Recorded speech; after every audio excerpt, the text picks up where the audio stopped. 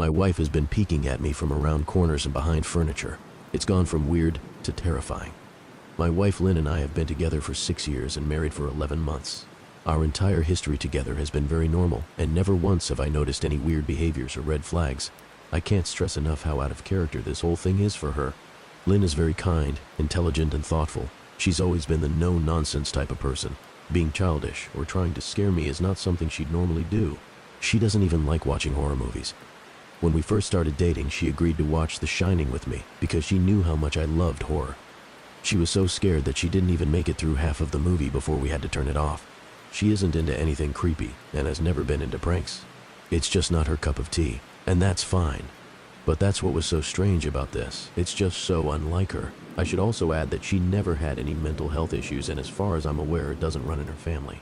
I know some people are able to hide their mental health problems, but in the 6 years we've been together, I think I'd have seen some sort of sign. 2 months ago, I was in the kitchen making myself some coffee before work. I was running a bit late that morning and knew I wouldn't be able to make it to Dunkin' Donuts for my usual morning fix. I took a sip of my coffee as I hurried down the hall towards the front door when I happened to notice Lynn peeking at me from around the corner ahead of me. I could only see her eyes and a strand of her long dark hair hanging against the wall. The rest of her body was concealed behind the corner. I nearly spilled my coffee when I saw her. I did burn the shit out of my lips. "Geez, Lynn," I said, wiping a few drops of coffee from my pants. "You scared the shit out of me." She immediately popped out of view like a little kid that had been caught. I heard her scurry off towards the living room, and by the time I got to the front door, she was out of sight. It was really weird, and just totally out of character for her, like I said. But I also found it kind of funny that she was being more playful and a little less serious. I shouted that I loved her and called her a weirdo. As I shut the door behind me, I heard her laughing. Her behavior was a bit odd, but it certainly wasn't something to call a priest over. I forgot about it by lunch, and by the time I got home, she was her normal self. I didn't bring it up, and neither did she, and life went on. The next incident happened 3 days later. It was around 2 a.m., and I had woken up to get a drink. I was standing at the kitchen island, jug of OJ in hand, when I felt a strong feeling that I was being watched. For whatever reason, I looked down at the floor and saw my wife's smiling face staring back. She was peeking at me from the other side of the island, staring up at me with wide, unblinking eyes and grinning like the Cheshire Cat. I screamed, I'll admit it. Not out of irritation, but fear. For some reason, at that moment, I was scared. At the sound of my scream, Lynn scuttled backwards out of my view, her hands and feet smacking the tile floor as she hurried out of the kitchen on all fours. I didn't run after her, or even yell after her. I just stood there frozen in shock, wondering what the fuck had possessed her to do that. It took me a little longer than I'd like to admit to go back upstairs, but I eventually did. When I got to our bedroom, Lynn was lying on her side, asleep, or at least pretending to be. I stood there for a while, watching her breathing to be sure she really was asleep. I had the feeling she might jump out at me the moment I got into bed, but she didn't. I climbed into bed and she didn't even move. Her breathing was soft and deep, and I was starting to wonder if I'd dreamt the whole thing. The next morning, I waited for her to come down for coffee, and after handing her a mug and kissing her cheek, I decided to ask her about it. "What was that about last night?" I asked, keeping my tone light so I didn't offend or embarrass her. She frowned over her cup of coffee, shaking her head like she had no clue what I was referring to. "You were peeking at me again." "From over there," I said, pointing to the spot on the floor by the kitchen island. She followed my gaze, and when she looked back at me, she burst out laughing. She laughed so hard that I couldn't help but join her. "You creep me the fuck out sometimes, you know that?" I said. She giggled and set her cup on the counter and wrapped her arms around my neck. "You creep me out all the time, so I guess we're even," she teased. We said our goodbyes and left for work. As I drove, I kept thinking about how creepy it had been seeing her grinning at me from behind the island like that. The sounds her hands made on the floor as she crawled away. I told myself she was just trying to be silly, just trying to join me in my love of all things horror. It's not like I was afraid of her, but it still didn't sit right with me. I started seeing her peeking at me more and more. Sometimes she'd be peeking out from behind the couch or living room curtains. Once she even managed to get inside her grandmother's old trunk that sits at the foot of our bed. I might not have even known she was there at all had the trunk's old hinges not given her away. She'd had the lid propped up just enough so that only half of her face peeked through. She'd been grinning like an excited toddler. It was unnerving. I didn't even know what to say to her. All I could do was stare. When I finally found my voice, I asked her why on earth was she doing this. She didn't answer, but she had slowly closed the lid, shutting herself inside the trunk. I just walked away, feeling disturbed. I didn't understand why she was doing it, but it clearly made her happy. I just hoped she would tire of the game quickly. Lynn didn't peek at me for the next 2 weeks. I started to think she was done with her weird prank, and I was relieved. We were watching a show on Netflix one night, and I jokingly said that I hadn't seen her peeking at me lately, and that she must have given up on her spy game. She looked up at me with a small smile and said, Maybe I've just gotten better at it. I didn't say anything, but I wondered whether or not she was joking. For the next few days, I couldn't stop thinking about what she'd said. Was she still peeking at me when I wasn't looking and I just hadn't noticed? And if so, what the hell was she getting out of this? I started to feel paranoid, constantly checking whether she was watching from around the corner or behind a door. I was jumpy whenever I was home, and she wasn't in full view of me. I felt stupid and a little crazy. But after a few weeks without another incident, I began to relax. I stopped checking behind furniture and walls and told myself it was just a bad memory. Then a few days ago, things got so much worse. Lynn left to go to a friend's, and I lounged on the couch and played a couple games on my laptop. Around 9 p.m., I hopped in the shower, and as I was washing the soap from my hair, I felt that awful feeling that I was being watched. I slowly opened my eyes and almost had a fucking heart attack. Lynn was peeking from behind the shower curtain, her entire head stretched into the shower, leaving just her body outside. Her long dark hair hung against the curtain, the ends dripping with water. Her mouth hung open in a terrible grin, eyes wide and red, as if she hadn't blinked in a while. I screamed and jumped back against the wall. She didn't move, nor did her smile waver. Her makeup ran down her cheeks in 2 black streaks. She looked giddy and completely deranged. I was fucking terrified. We stood like that for a few moments, neither of us saying a word. Finally, after what felt like forever, she slowly pulled her head back out of the shower, and I watched her blurry figure through the curtain as she moved backwards towards the bathroom door. A second later, the bathroom door slammed shut hard enough to rattle the mirror. I screamed again and jumped out of the shower to lock the door. I stayed inside the bathroom for over an hour. Maybe I overreacted to some of you, but joke or not, I wasn't going to put up with the crazy shit anymore. That's what I kept telling myself as I paced in my bathroom, stopping to listen at the door every few minutes.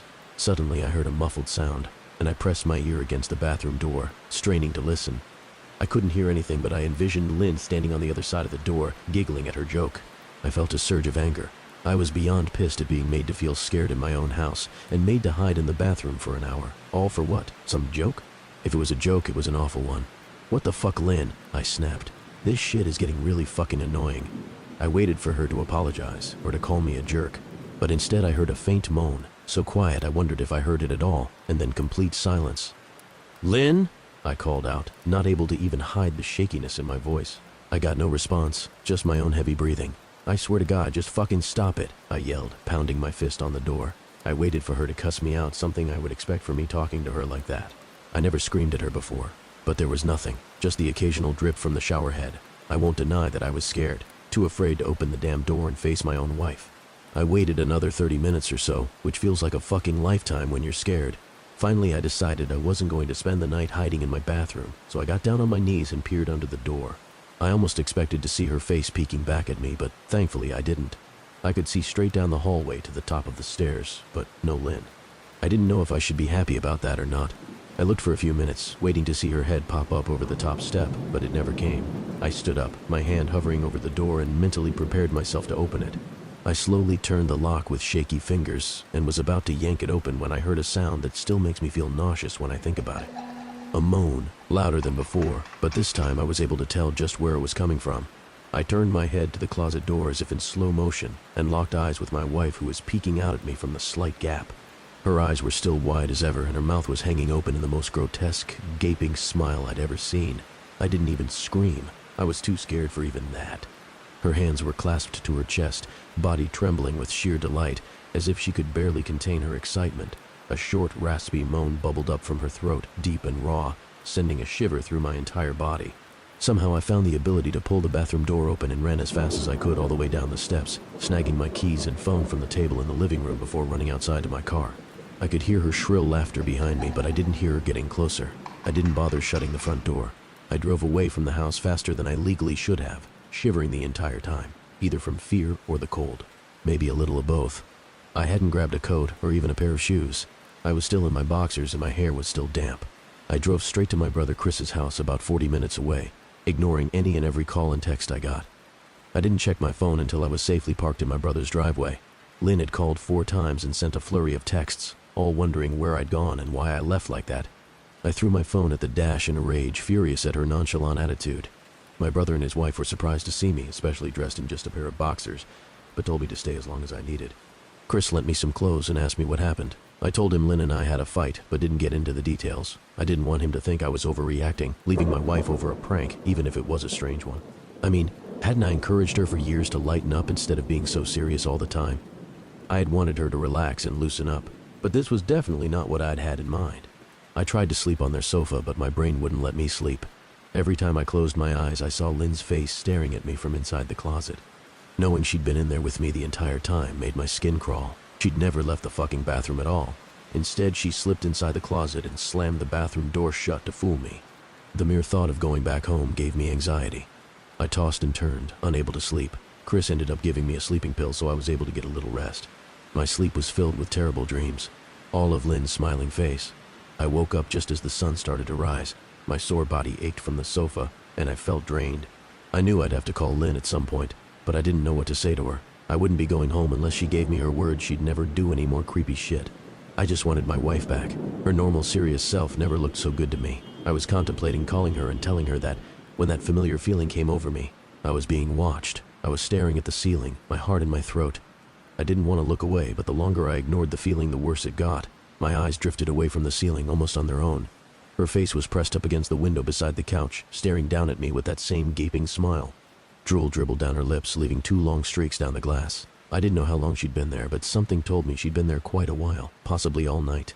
I didn't bother screaming, though I was afraid anger trumped any fear I felt at that moment.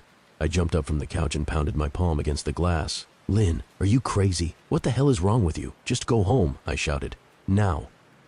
She didn't move, and her ghastly expression never changed. If anything, her smile only grew, as if she had never been more elated. I could hear Chris and his wife moving around upstairs, as if Lynn could hear them from her place outside. Her head twitched slightly in their direction, and she began to close her mouth slowly. Chris called my name from upstairs, obviously concerned. I turned to see him and his wife Rebecca hurrying down the steps. When I turned back to the window, Lynn was gone. The only sign she'd been there at all was the 2 streaks of drool still dripping down the glass. I tried explaining to Chris and Rebecca about waking up to see Lynn watching me through their window. They were skeptical. Who wouldn't be? Chris and I went outside to the spot in front of the window, but there were no footprints in the dirt, just a slight indent. Animal, probably, Chris guessed, and I didn't argue.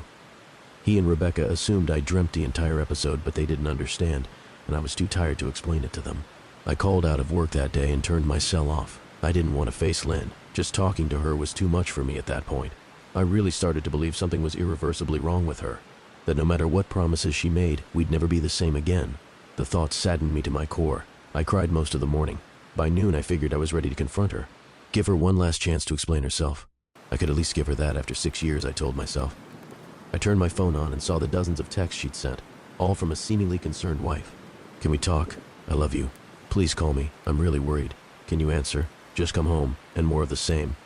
All texts telling me she loved me and she wanted me home. How worried she was. Not. A damn one addressing the crazy shit she pulled. Like she hadn't been acting like a character from a Stephen King book. Even her texts were different. She normally texted novels just to tell me to pick up a loaf of bread. You'd think she'd have more to say to me after her bizarre shenanigans. I know it probably seems childish to some of you who are miles away from this situation, but if you saw the way Lynn had looked at me, how she scampered away on all fours like some wild animal, grinning at me from inside the closet like a lunatic, then I think you'd find my reaction was warranted. I ended up staying with Chris and Rebecca for another night. I didn't wake up yesterday until afternoon, and thankfully, I didn't see Lynn's face watching me through the window. I don't want to pry, because it's not my place. "But is this fight something that can be mended?" Rebecca asked. She'd made us both a sandwich for lunch, and I knew she wanted to breach the subject without seeming to be nosy. "I don't know, she's like a different person," I said, choosing my words carefully. I still wasn't ready for her or Chris to know the full extent of the batshit craziness I had been dealing with. People change, Ben, but she's still the same woman you married. Maybe you both just need to talk through your issues. Whatever's going on, I'm sure it can be fixed. She said, ever the peacemaker. "I think it's beyond that now. I don't think talking would help. I just don't trust her," I said. The words stung in my heart. I missed and loved my wife. But how could I live with someone like that? Living in constant fear didn't sound too appealing. "Lynn loves you. She has to be absolutely crushed," she said. "I don't know about that," I said. "Well, she certainly seemed like it to me. I've never seen her so upset. Very much unlike the Lynn I know," Rebecca said, shaking her head sadly. It took a full minute for her words to really sink in, and when they did, I felt dread worming its way through my skin. "Wait, what do you mean? You saw her? You saw Lynn?" I asked, my mouth suddenly dry. Rebecca nodded casually as if that fact wasn't nightmare fuel. Maybe for her it wasn't. "She stopped by this morning just after Chris left for work," she said, cleaning the plates from the table. "I didn't see her car, though. Maybe she took an Uber or something." "Beck, what did she say? Did she come inside?" I asked, sweat starting to break out on my forehead. I began looking around, examining corners as though a predator lurked behind them. No. She just asked if you were awake yet, and I said that you weren't. I asked if she wanted me to wake you, but she said no. Just said to let you sleep. She said as she washed the dishes. That's all? She didn't say anything else, I asked. No. She looked awful though, like she hadn't slept in days. I think you should call her.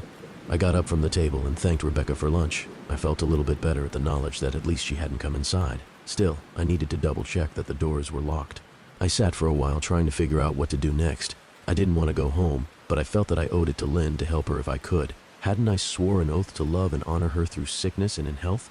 Clearly, she was very sick. If she was sick, which I truly believe she was, I had to try and get her the help she needed, but I didn't even know where to start.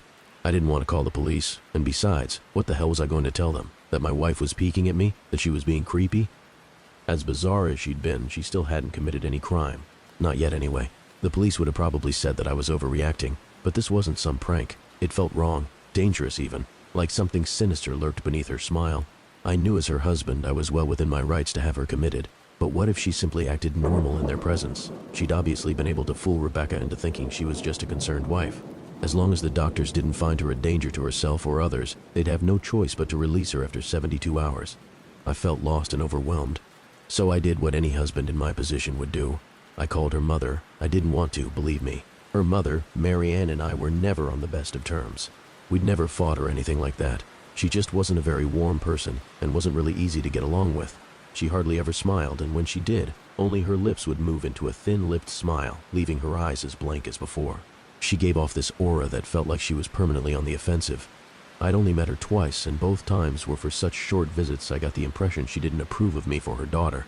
Lynn always ushered us out quickly, as she didn't want me to feel uncomfortable, which I was grateful for. Being in her mother's company felt almost unbearable, like walking on glass.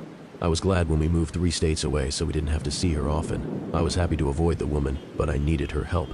I really didn't want to talk to her at all, but I had to talk to someone, and someone who knew Lynn better than I did.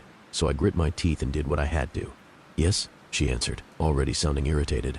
Mary Ann, it's me, Ben. Do you have a minute to talk? I asked. I could hear her cluck her tongue in irritation. I'm in the middle of writing some checks, but if you insist, I suppose I can spare a moment. What is it that you want to discuss, Benjamin? She said coolly. It's about Lynn. She's been acting strangely, and I was wondering if you had any idea whether there was something. I was quickly interrupted. It's a bit difficult to follow your rambling, Benjamin. What is that you want from me? She asked. I could almost see her standing there in her thin sweater and slacks, tapping her fingernails impatiently on the table. I wanted to know if you'd ever noticed any odd behavior, or possibly any mental health issues. I asked. There was a long, uncomfortable pause that I couldn't tell was because she was just thinking, or something else. Finally, after a few seconds, she spoke. I'm not sure if this is one of your jokes, Benjamin, but if so, I don't find the humor in it. Now, I do have business to attend to, as I've said, so if you don't mind, she said, but I cut her off before she could get rid of me. Mary Ann, it's not a joke. I'm sincerely concerned about Lynn's mental health. Her behavior has been very erratic lately. I'm very worried about her, and I figured as her mother you would be as well.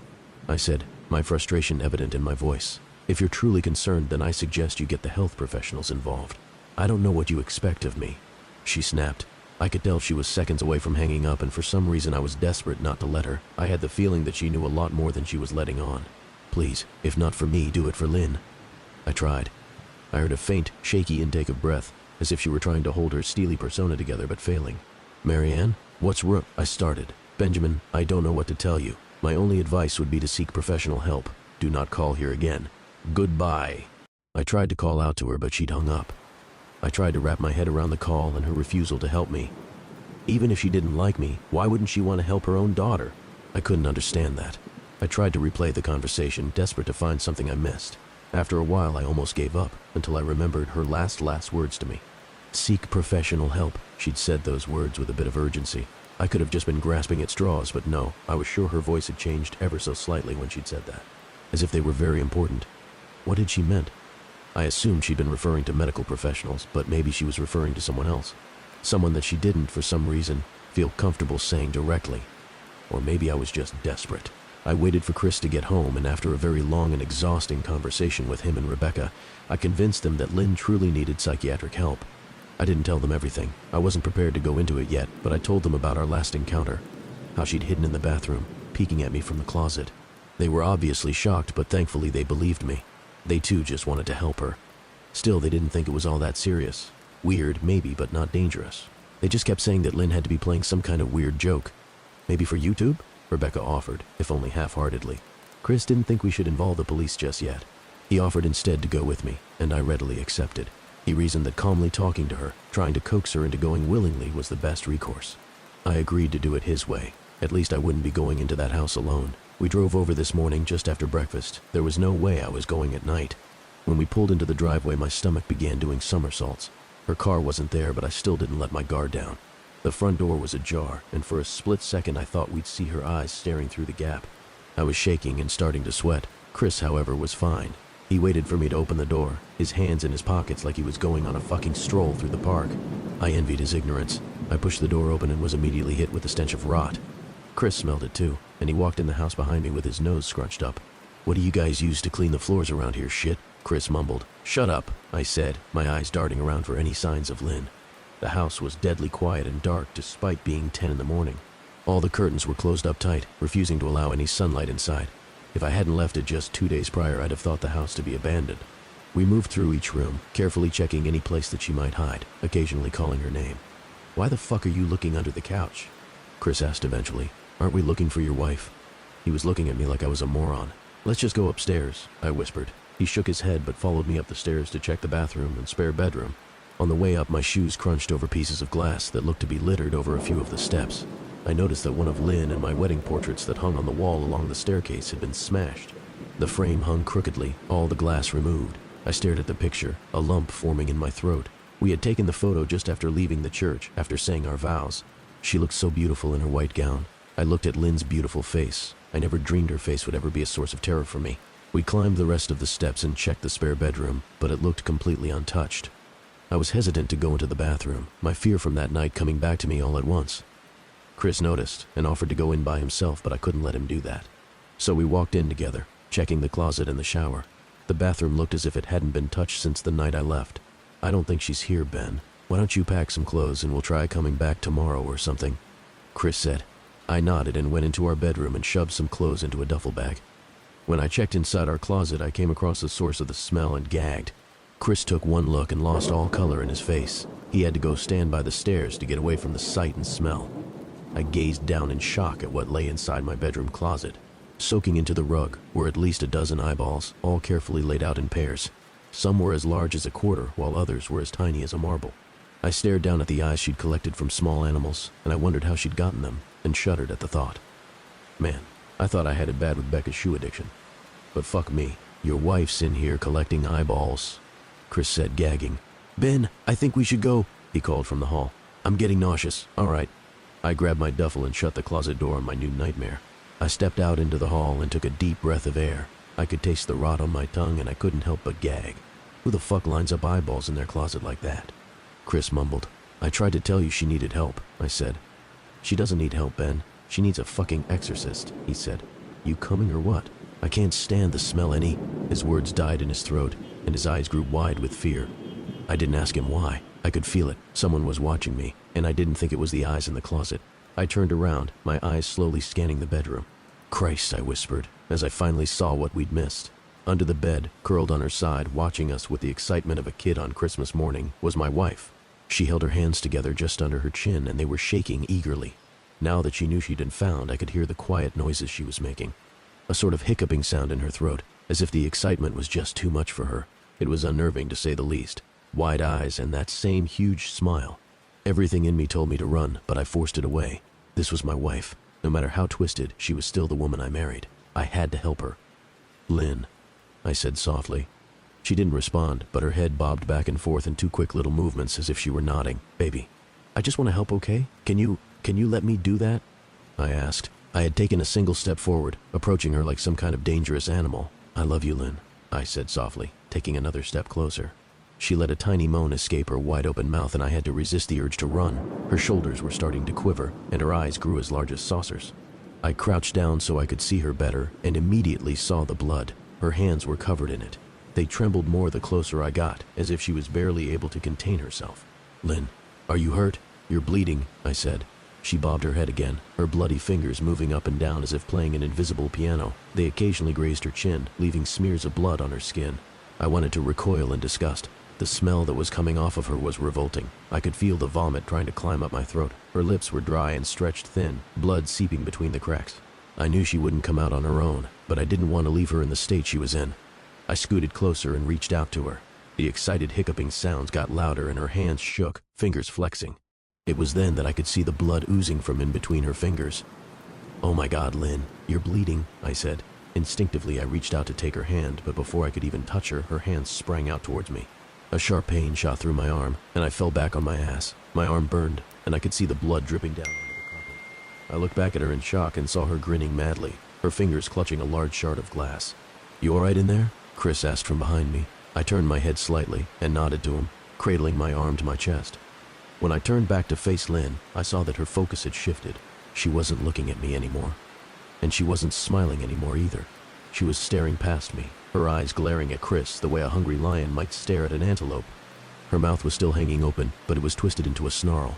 I got to my feet and began walking backwards down the hall, afraid to take my eyes off her.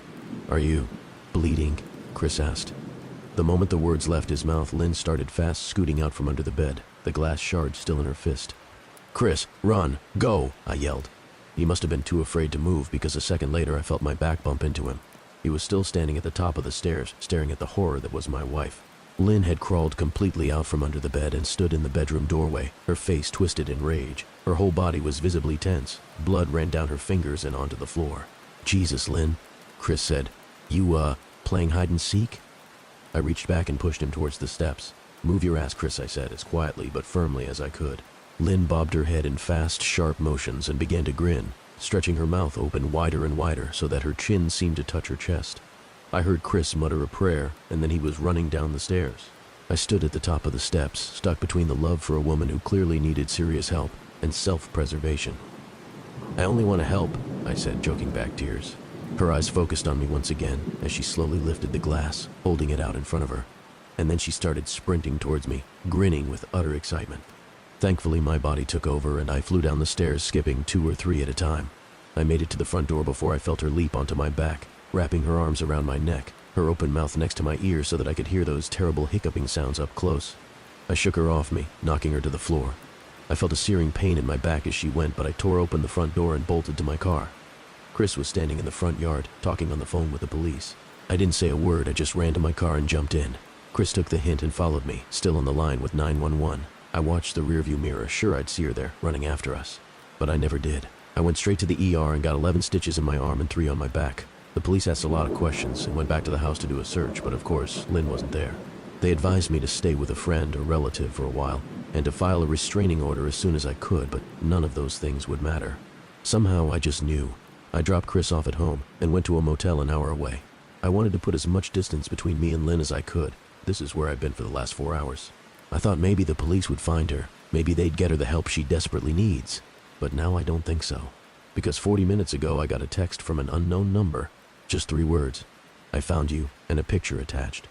The picture was dark and grainy, but I instantly knew what it was. There was no mistaking my wife's eye. I started typing this out immediately after. "I don't know what to do. I'm alone and scared, and I can't help but feel that I'm being watched.